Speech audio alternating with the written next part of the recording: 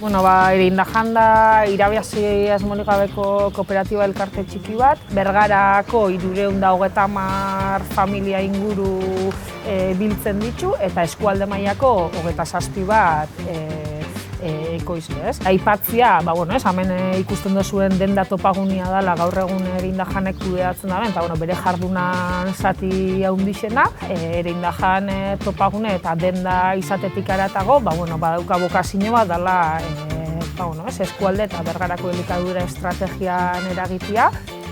Elikadura maixa osatzeko eskaeria guri kanpotik etorri jakun bai Erindajan eta bilera bertara landa garapena etorri izan eskaintza horrekin.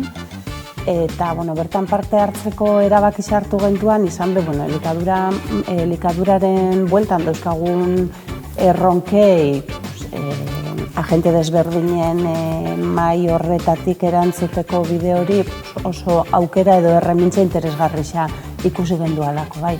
Eta gerora, elikadura maixa osatzen dugu, Bergarako udaleko teknikari eta politikoak, landa garapen elkarteko teknikariak, biolurreko ekoizle batzuk eskubaratzekoak, eta gero ehundu eraldaketa sozialerako bulegoko teknikari eta kideak, eta gero lantalde puntualetan bestelako herritxarrek parte hartzen dabe, izan guraso elkarteak, gero elikadura arloan lan ditzen daben nutrizionistak esate baterako, eta hori nahiz eta elikadura mahai orokorrian modu permanente batean kide batzuk egoten gazen, gero gaixan arabera saiatzen ga bestelako elkarlanak herriko jenteakin eutzen.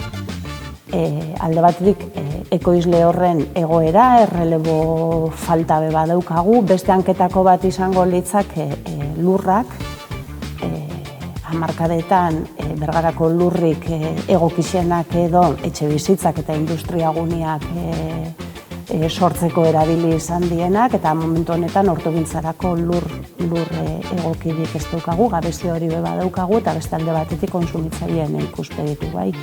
Momentu honetan elikaduraren buru jabetzan gure herrisa oso zaurgarrisa da, Euskal Herrisa da bere horretan, baina Bergara bai, eta modu baten hiru hanka horrek lantzeko oso erremintza interesgarria zela ikusi gendualako eta hortik gure apostua. Ehunduko testuinguruan eta ehunduko teknikoen lana da, elikadura mahai hori, elikatzea eta publiko komunitario hori gauzatzeko daren aukerak, trabak eta horre danei bide motia, ez? Nik esango nuke ehundu, nagusiki eta helburu orokor moduan dela, bere horretan marko bat eskaintzea eta tresna bat, Bergara bizigarri xagu bat itxeko eta Bergara errontzat bizion hori praktikan jartzeko modu bat edo. Eta horretarako markoa dago egituratuta, hein handi baten ehun komunitarioa presente egonda, eta hori itzen da ehundun bidez, eta gero Bergarako udalak jartzen du finantziazioa eta hitzarmen marko baten Bergarako udala debagoiena 2030 eskualde mailan eta eskualdian inaldian gauzak, debagoienean, edo Bergaran herri moduan inaldianak hor alineatzeko moduan marko hori elikatzen dau. Olatukopek bere ekintzailetza sozial kooperatiboan ikuspegitik eta beste herri batzutan dauken trajektoria eta bestelako proiektuetatik eta marko hori elikatzen dau. Eta azkena, UESI MU, lanki kooperatibismoan ikertegian bitartez,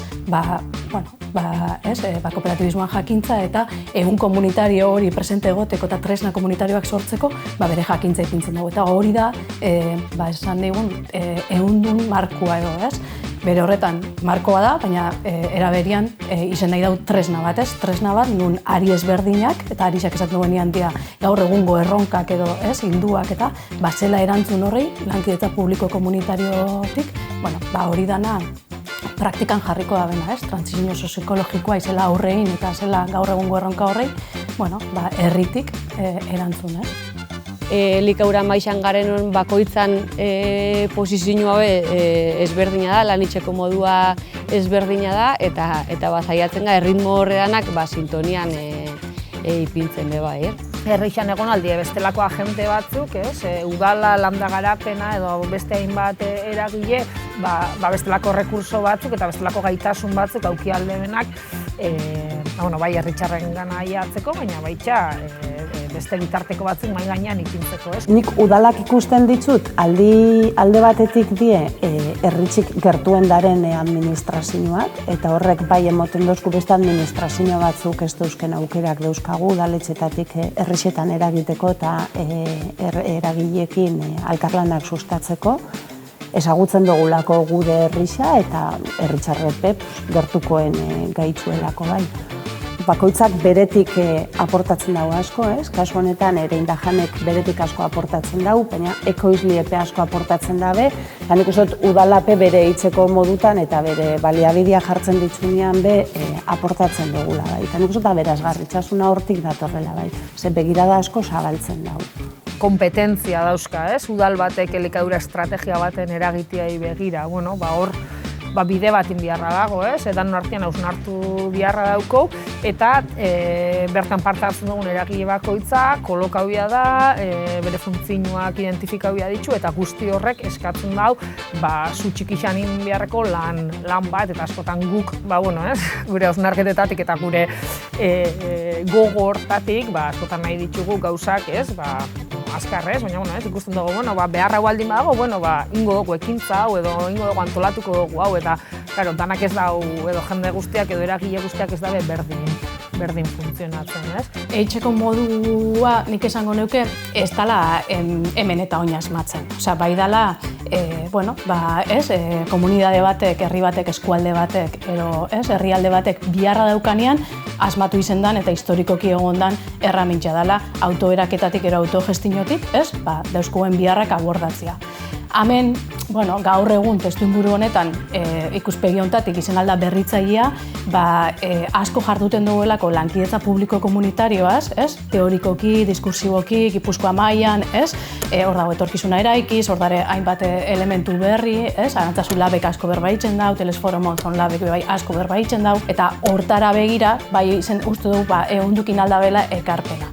Elikadura buru jabetzan inguruko mugimendu asko, bai Euskal Herrixan eta bai herrixanez, herritarren gana zuzendu dira, ero herrigintzara bideratu dira, baina dare erabaki pila bat administrazioan teiatu pian darenak, eta espalin modu hori mobitzen, espalin modu hori planteatzen, ez da etorriko, ez da etorriko zerutik, orduan guazen begiratzera zer egin alda, udaletik, zer egin alda herritik, eta guazen hori dana martxan jartzera.